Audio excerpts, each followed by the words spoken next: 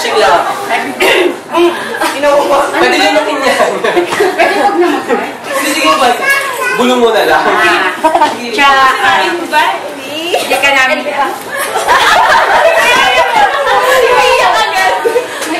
Jory na lang! Tingnan mo yung plan tayo na kayo. Anak ko na ang hirap patasin nyo na lang ang suma. Sige na, ang hirap na tabi na yun. Si Shay na lang! Si Shay! Si Shay na lang! Sila na kayo! Ate Tim! O, Teddy ba? Sige na, ito na, ito na. Bakit ba sa dinamin-dami ng artista kay Shari mo na feeling maging angel? Gusto nyo ba? Nakaharap ka sa matiwagang sa langit. So, kayo siya, nakita ko na hindi siya katulad na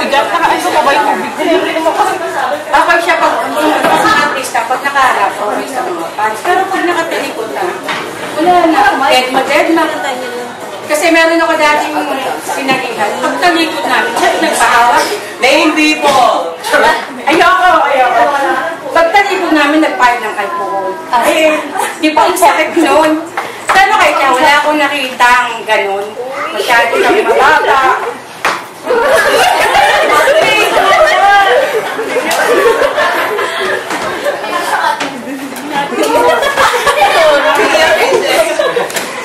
Kasi si Ate Tis. Sobrang bait niya. Sa mga fans kung mag-alala. Nung pag nagpunta kami sa kanila, sobrang bait nila. Wala kaming masabi. Hindi katulad naman. Kaya, May gusto ka sabihin eh. wala! Ayoko. Kaya yun, mahal na mahal namin siyang mga angels.